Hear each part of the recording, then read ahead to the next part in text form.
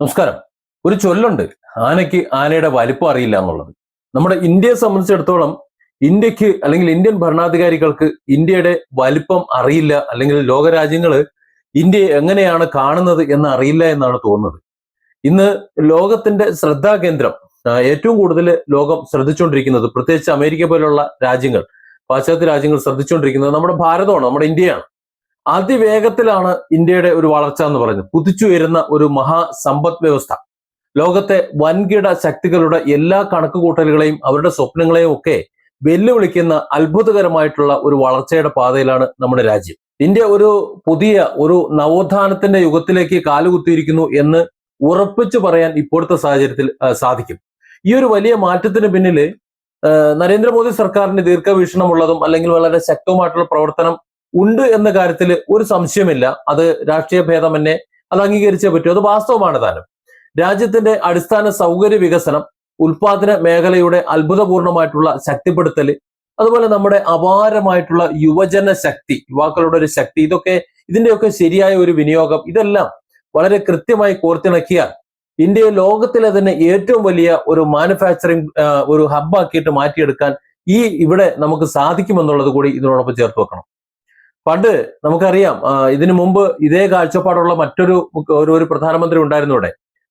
കോൺഗ്രസിന്റെ നേതാവായിരുന്നു ശ്രീ PV നരസിംഹറാവു. അദ്ദേഹത്തിന്റെ ഭരണകാലത്ത് തുടക്കം കുറിച്ചിട്ടുള്ള സാമ്പത്തിക പരിഷ്കാരങ്ങൾ സത്യത്തിൽ അതിനുശേഷമുള്ള മറ്റു ഭരണാധികാരികൾ തീരെ മൈൻഡ് ചെയ്തിരുന്നില്ല. ആ ഒരു ഊർജവും അതുമെല്ലാം ഇപ്പോ എടുത്ത് ഈ നരേന്ദ്രമോദി സർക്കാരാണ് എടുത്ത് അതിന്റെ ഊർജവും ആ ഒരു ദ്രുതഗതയും ഒക്കെ നൽകിക്കൊണ്ട് രാജ്യത്തെ ഒരു ഉയർന്ന ഉൽപാദന കേന്ദ്രമാക്കാനായിട്ട് ശ്രമിച്ചുകൊണ്ടിരിക്കുന്നത്. മോദി സർക്കാരാണ് നിരന്തരം ശ്രമിച്ചുകൊണ്ടിരിക്കുന്നത്. ചൈനയെ പോലെ തന്നെ കുറഞ്ഞ ചെലവില് വലിയ തോതിലുള്ള ഉൽപാദനം സാധ്യമാക്കുക. അങ്ങനെ ലോകത്തിലെ പ്രമുഖ ബഹുരാഷ്ട്ര കമ്പനികളെ ഒക്കെ ഇന്ത്യയിലേക്ക് ആകർഷിക്കുക. അവരുടെ പണം ഇങ്ങോട്ട് ഒഴുക്കുക, അതായത് ഡോളറുകൾ ഇങ്ങോട്ട് ഒഴുക്കുക. ഇവിടെ നമുക്കെന്ന് പറഞ്ഞാൽ ഡോളർ ശേഖരം കൂടണം. അതനുസരിച്ചാണ് നമ്മുടെ പണത്തിന്റെ മൂല്യം കൂടുകയും കുറയുകയും ചെയ്യുന്നത്. അതുകൊണ്ട് തന്നെ വിദേശ നിക്ഷേപം വന്നില്ല എന്നുണ്ടെങ്കിലും വിദേശികളുടെ പണം ഇങ്ങോട്ട് ഒഴുകുന്നത്, തിരിച്ചു കൊടുക്കേണ്ടാത്ത രീതിയിൽ ഇങ്ങോട്ട് ഒഴുകുന്നത് കൂട്ടണം. അതാണ് നമ്മുടെ ഒരു സാമ്പത്തിക അവസ്ഥ പെട്ടെന്ന് ലോകരാജ്യങ്ങളിടയിൽ വർദ്ധിക്കാനുള്ള ഏറ്റവും നല്ല മാർഗം എന്ന് പറയുന്നത്. അതുകൊണ്ടൊരു ഉൽപാദന ഹബ്ബാക്കി ഇന്ത്യയെ മാറ്റിക്കഴിഞ്ഞാൽ വലിയ വളർച്ചയായിരിക്കും ഉണ്ടാകുക. നമുക്കറിയാമല്ലോ ചൈനയ്ക്കുണ്ടായ വളർച്ച. ചൈന ഒരു 10-35 വർഷം മുമ്പ് ഒന്നുമല്ലായിരുന്നു, ഇന്ത്യയെക്കാളും എത്രയോ താഴെ കിടന്നതാണ്. പക്ഷെ അവർ ഒരു ഉൽപാദന ഹബ്ബാക്കി അവരുടെ ജനസമൂഹത്തെ മുഴുവൻ അതിന്റെ ഭാഗഭാക്കാക്കി കൊണ്ടുവന്നപ്പോൾ ചൈന നമുക്ക് ഇന്ന് എത്തിപ്പിടിക്കാൻ കഴിയാത്ത അത്രത്തോളം ഒരു വലിയ വളർച്ച കൈവരിച്ചു. പക്ഷെ ഇവിടെ നമുക്ക് എന്തുകൊണ്ട് സാധിക്കുന്നില്ല? അതിനോളം യുവാക്കളുടെ അല്ലെങ്കിൽ വലിയൊരു യുവതയുടെ ഒരു ജനസമൂഹത്തിന്റെ, അതായത് പോപ്പുലേഷൻ കൊണ്ട് നമുക്ക് അതിന് ഏറ്റവും ഗുണകരമായ ഒരു അവസ്ഥയിലാണല്ലോ ഉള്ളത്. പിന്നെ എന്തുകൊണ്ട് നമുക്ക് സാധിക്കുന്നില്ല? ഏതായാലും അത്തരത്തിൽ നമ്മുടെ ജനങ്ങളെ കൂടി ഉൾപ്പെടുത്തിക്കൊണ്ട് അവരുടെ ഉന്നമനത്തെ കൂടി വെച്ചുകൊണ്ട് ഇന്ത്യയെ ലോകത്തെ ഏറ്റവും വലിയ സാമ്പത്തിക ശക്തിയായി മാറ്റാൻ ഈ സർക്കാർ പരിശ്രമിക്കുന്നു എന്ന രീതിയിൽ വളരെ സന്തോഷമുണ്ട്. ഇവിടുത്തെ അതിവിശാലമായ ജനസംഖ്യ ഒരു ഭാരമായി കാണുന്നതിന് പകരം അതിനെ രാജ്യത്തിന്റെ വലിയ ഒരു കരുത്താക്കി മാറ്റാൻ സർക്കാരിന് കഴിയണം. ഇപ്പൊ കുറച്ചൊക്കെ കഴിഞ്ഞുകൊണ്ട് വരുന്നുണ്ട്. ഈ സ്കിൽ ഡെവലപ്മെന്റ് പദ്ധതികൾ നമുക്കറിയാം ഈ അടുത്ത കാലത്ത് കുറച്ച് കൂടിയിട്ടുണ്ട്. ദശലക്ഷക്കണക്കിന് യുവാക്കൾക്ക് തൊഴിൽ പരിശീലനം നൽകി അവരെ ഭാവി ഭാരതത്തിനായി സജ്ജരാക്കുന്നതിന് മോദി സർക്കാരിന്റെ ഏറ്റവും മഹത്തായ നേട്ടങ്ങൾ അതിലൊന്നു തന്നെയാണ്, അതിൽ സംശയമൊന്നുമില്ല. അതോടൊപ്പം തന്നെ ഈ രാജ്യത്തെ ഗതാഗത സംവിധാനങ്ങൾ നമുക്കറിയാമല്ലോ, സമയം എന്ന് പറയുന്നത് ഏറ്റവും പ്രധാനപ്പെട്ടതാണ്. അതുകൊണ്ട് തന്നെ ഗതാഗത സംവിധാനങ്ങൾ അത്ഭുതപരമായിട്ടുള്ള ഒരു വളർച്ച ഉണ്ടായി വന്നേ പറ്റൂ, കാലത്തിനൊത്ത് വളർന്നേ പറ്റുള്ളൂ. സമയം അത് വളരെ വിലപ്പെട്ടതായതുകൊണ്ട് തന്നെ ഓരോ വ്യക്തിയുടെയും സമയം അത് ഒരു കൂട്ടത്തിന്റെ സമയമാകുമ്പോൾ ഒരു വലിയ സമയമാണ് നഷ്ടം എന്നതുകൊണ്ട് അതിവേഗ യാത്ര നമുക്ക് സാധ്യമാകണം. നമുക്കറിയാം റെയിൽവേ ട്രാക്കുകൾ നമ്മൾ നോക്കുകയാണെങ്കിൽ കേരളത്തിൽ തന്നെ അങ്ങോളം ഇങ്ങോളമുള്ള റെയിൽവേ സ്റ്റേഷനുകളൊക്കെ വളരെ നല്ല മാറ്റം വരുത്തിയിട്ടുണ്ട്. അതുപോലെ ട്രാക്കുകൾ അതിവേഗ ട്രാക്കുകളാക്കി മാറ്റിയിട്ടുണ്ട്. പിന്നെ അത്യന്താധുനിക രീതിയിൽ പുതുക്കപ്പെടുന്നിട്ടും അതിവേഗ ദേശീയ പാതകളൊക്കെ ഗ്രാമാന്തരങ്ങളിലേക്ക് പോലും വിപുലീകരിച്ചും അതുപോലെ ചിലയിടങ്ങളിലെങ്കിലും പുതിയ വിമാനത്താവളങ്ങളൊക്കെ തന്നെ നിർമ്മിച്ചും കൊണ്ട് നമ്മുടെ ഈ ഒരു മുഖച്ഛായ, ഇന്ത്യയുടെ ഒരു വികസന മുഖച്ഛായ മാറ്റി മറിക്കാൻ ഈ ഭരണകൂടത്തിന് കഴിഞ്ഞിട്ടുണ്ട്. ഇപ്പോഴും അവർ അത് ചെയ്തുകൊണ്ടിരിക്കുന്നു എന്നതിൽ വളരെ സന്തോഷമുണ്ട് നമുക്ക്. ഇന്ത്യയുടെ ഈ അതിവേഗ വളർച്ചയും ഒരു സ്വാശ്രയത്വവും കണ്ടിട്ട് ലോകത്തിന്റെ മറ്റു പല ശക്തികളും ഇന്ന് സത്യത്തിൽ അവർക്ക് വലിയ ഭയമാണ്. കാരണം അവരുടെ മേലേക്ക് നമ്മൾ കടന്നു പോകുമെന്നൊരു ആശങ്കയാണ് അവർക്ക്. അതുകൊണ്ട് നമ്മളെ തകർക്കാൻ വേണ്ടി മറുഭാഗത്ത് പലതും അവർ ചെയ്തുകൊണ്ടിരിക്കും. അതുകൊണ്ടാണ് ഇപ്പൊ കഴിഞ്ഞ ദിവസം ചബഹാർ, ഇറാനില് ഇന്ത്യ പണിതുയർത്തുന്ന ചബഹാർ തുറമുഖം കഴിഞ്ഞ ദിവസം ബോംബിട്ട് മിസൈലിട്ട് തകർത്തത്. അമേരിക്ക മിസൈലിട്ട് തകർക്കുന്ന അങ്ങനെയാ. ഇന്ത്യയിൽ കയറി അടിക്കാൻ അവർക്ക് നിവൃത്തിയില്ല. ഇന്ത്യയായിട്ട് യുദ്ധം ചെയ്യാൻ നിവൃത്തിയില്ല. ഇന്ത്യയോട് അടിച്ചു നിൽക്കാൻ കഴിയില്ല അമേരിക്കയ്ക്ക്. അതുകൊണ്ട് അവർ മറ്റു യുദ്ധങ്ങൾ നടത്താൻ നോക്കുന്നു. ഇപ്പൊ ഈ അടുത്ത കാലത്ത് താരിഫ് യുദ്ധം നടത്താൻ നോക്കി, 8 നിലയിൽ പെട്ടു. ഇപ്പൊ ഒരു അവസരം കിട്ടിയപ്പോ ഇറാനെ അടിക്കുന്നു എന്ന ഒരു ലേബലിൽ ഇന്ത്യയുടെ തുറമുഖം ചബഹാർ തുറമുഖത്തിൽ കയറി ഇങ്ങോട്ട് അടിച്ചു. ഇപ്പോ അത് പുതുക്കി പണിയുന്ന ഒരു തിരക്കിലാണ് ഇന്ത്യ. ഒന്ന് ആലോചിച്ച് നോക്കൂ. മറ്റുള്ളവർക്ക് ഭയമാണ്. കാര്യം ഇന്ത്യയുടെ സാമ്പത്തികമായിട്ടും ലോകത്തെ മൊത്തത്തിലുള്ള ഒരു വളർച്ച എന്ന് പറയുന്നത് പാശ്ചാത്യ രാജ്യങ്ങൾക്ക്, പ്രത്യേകിച്ചും അമേരിക്ക പോലുള്ള രാജ്യങ്ങൾക്ക് ഭയത്തിന്റെ നിഴലിലാണ് അവർ. ആരെ മുന്നിലും തലകുനിക്കാതെ സ്വന്തം കാലിൽ നിൽക്കുന്ന ഒരു സ്വതന്ത്ര ഭാരതം ഒരിക്കലും സഹിക്കാൻ കഴിയാത്ത പല പാശ്ചാത്യ ശക്തികളും അതുപോലെ വിദേശ ഗൂഢസംഘങ്ങളും ഒക്കെ അവർക്ക് ഇവിടെ ഉണ്ട്. അതുകൊണ്ട് തന്നെ ജനങ്ങൾക്കിടയിൽ സാമൂഹ്യ മാധ്യമങ്ങൾ വഴിയും അതുപോലെ വിവിധ മറ്റ് രീതികൾ വഴിയും പ്രതിഷേധങ്ങൾ സംഘടിപ്പിച്ചും ഒക്കെ രാജ്യത്തിനുള്ളിൽ ചില അസ്ഥിരത സൃഷ്ടിക്കാൻ വേണ്ടി നിരന്തരമായിട്ടുള്ള ഗൂഢാലോചനകൾ നടക്കുന്നുണ്ട്. അതിന്റെ ഭാഗമായി തന്നെയാണ് കാശ്മീർ അടക്കമുള്ള മേഖലകളിൽ തീവ്രവാദ പ്രവർത്തനങ്ങൾ നടക്കുന്നതും എല്ലാം പാകിസ്ഥാന്റെ പരിധിയിലേക്ക് മാത്രം വെച്ച് കെട്ടണ്ട. കുറച്ചൊക്കെ പാശ്ചാത്യ ശക്തികളും നടത്തിക്കൊണ്ടിരിക്കുന്നുണ്ട് എന്നത് വസ്തുതയാണ്. തെളിവില്ല എന്ന് മാത്രം. ഒരുപക്ഷെ അവർ ചെയ്യുന്നത് പാകിസ്ഥാനിലൂടെ ആയിരിക്കും എന്ന് മാത്രം. മോദി സർക്കാരിന്റെ നേതൃത്വത്തിൽ ഭാരതം ഓരോ പടിയും മുന്നോട്ട് കയറുമ്പോൾ അത് ഇത്തരം ശക്തികൾക്ക് വലിയൊരു ഭീഷണിയായി മാറുന്നുണ്ട് എന്നത് തന്നെയാണ് അതിന്റെ കാരണം. എന്നാൽ സാമ്പത്തിക രംഗത്തെയും അടിസ്ഥാന സൗകര്യങ്ങളിലൊക്കെ ഈ വലിയ കുതിച്ചുചാട്ടത്തിന്റെ നടുവിലും നമ്മളെ ഏറെ വേദനിപ്പിക്കുന്ന, നമ്മളെ വിഷമിപ്പിക്കുന്ന മറ്റൊരു യാഥാർത്ഥ്യം കൂടി ഈ രാജ്യത്ത് നിലനിൽക്കുന്നുണ്ട്. ഇന്ത്യയിലെ സാധാരണക്കാരായ ജനങ്ങൾക്ക്, പ്രത്യേകിച്ച് ന്യൂനപക്ഷ സമുദായങ്ങൾക്ക് സമാധാനപൂർണവും ഭയരഹിതവുമായിട്ടുള്ള ഒരു ജീവിതം ഇവിടെ സാധ്യമാണോ? അത്തരത്തിലൊരു ജീവിതം ഇവിടെ സാധ്യമാക്കാൻ നമ്മുടെ ഭരണകൂടത്തിന് സാധിക്കുന്നില്ല എന്നത് ഒരു വലിയ പരാജയമാണ് എന്ന് പറയാതിരിക്കാൻ വയ്യ. നിർഭാഗ്യവശാൽ ഇന്ന് ഈ രാജ്യത്ത് നമ്മുടെ ഭാരതദേശത്ത് ജനങ്ങളെ തമ്മിൽ തല്ലിക്കുന്ന രാഷ്ട്രീയ തന്ത്രങ്ങള്, കുതന്ത്രങ്ങള്, വർഗീയപരമായിട്ടുള്ള വിഭജനങ്ങള്, ഭിന്നതകളൊക്കെ വർദ്ധിച്ചു വരികയാണ്, തമ്മിൽ തല്ലിച്ചുകൊണ്ടിരിക്കുകയാണ്. ചില തീവ്രവാദ സംഭവങ്ങൾ, അതുപോലെ നമ്മുടെ ഭരിച്ചുകൊണ്ടിരിക്കുന്ന ഭരണാധികാരികളുടെ ചില വിവാദ പ്രസ്താവനകൾ, ഇതൊക്കെ വളരെ ആസൂത്രിതമായി നടക്കുന്ന സോഷ്യൽ പോളറൈസേഷൻ. ഇതിലൂടെയൊക്കെ വലിയ വിഭാഗം ജനങ്ങൾ ഭയത്തിലും അസ്വസ്ഥതയിലും ഒക്കെ കഴിയേണ്ടി വരിക എന്ന് പറയുന്നത് രാജ്യത്തിന്റെ പരമ്പരാഗതമായ ഐക്യത്തെ വളരെ ആഴത്തിൽ ബാധിക്കുന്നുണ്ട് എന്നത് സത്യമാണ്. നമ്മുടെ സർക്കാർ ഇതൊന്നും ചിന്തിക്കുന്നില്ല, അവർ അറിഞ്ഞില്ല എന്ന് ഭാവിക്കാം.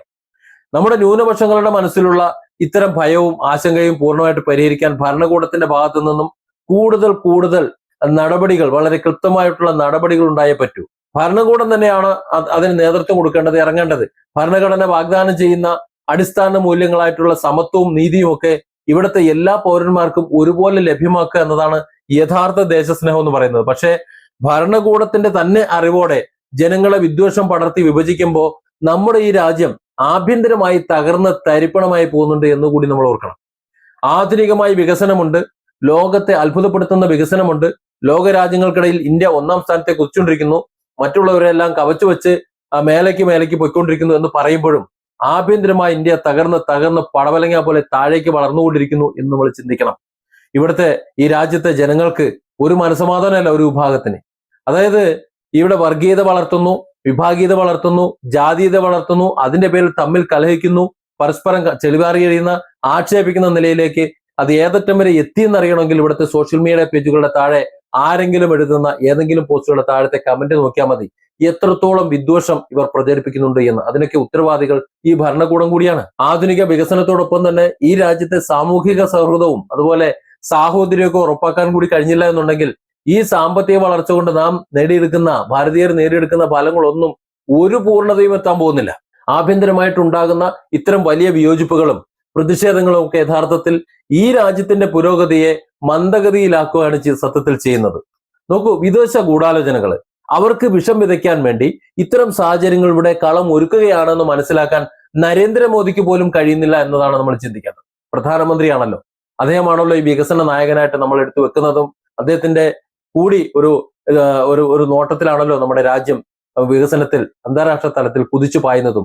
പക്ഷേ നമ്മുടെ രാജ്യത്തിന്റെ ഉള്ളിൽ ഈ വിധത്തിൽ തരം താഴ്ന്നു പോകുന്ന ഒരു തകർന്ന് തരിപ്പണമായി പോകുന്ന ഒരു സാമൂഹ്യ വ്യവസ്ഥയിലേക്ക് കൊണ്ടുവന്നിരിക്കാൻ ഇതേ പ്രധാനമന്ത്രി തന്നെ കാരണമാകുന്നു, അല്ലെങ്കിൽ അദ്ദേഹത്തിന്റെ നിസ്സംഗമായ നിലപാട് കാരണമാകുന്നു എന്ന് പറയുമ്പോൾ ഒന്ന് ആലോചിച്ച് നോക്കുക, എന്താണ് നമ്മുടെ രാജ്യത്തിന്റെ യഥാർത്ഥ ഗതി എന്ന.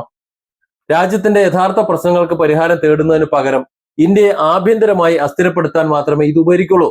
ഈ വിഷമകരമായിട്ടുള്ള ഒരു സാഹചര്യം ഇന്നത്തെ സർക്കാരിന് അതുപോലെ ഇന്നത്തെ ജനങ്ങൾക്കൊക്കെ വലിയ വെല്ലുവിളിയാണ് സത്യത്തിൽ ഉയർത്തിക്കൊണ്ടിരിക്കുന്നത്. മോദി സർക്കാരിന്റെ വികസന നേട്ടങ്ങളും സാമ്പത്തികമായ അന്താരാഷ്ട്ര തലത്തിലുള്ള മുന്നേറ്റങ്ങളും ഒക്കെ നിസ്സംശയം പ്രശംസനീയമാണ് എന്ന കാര്യത്തിൽ ആർക്കാ തർക്കമുള്ളത്? ഒരു തർക്കമില്ല കാര്യത്തില്.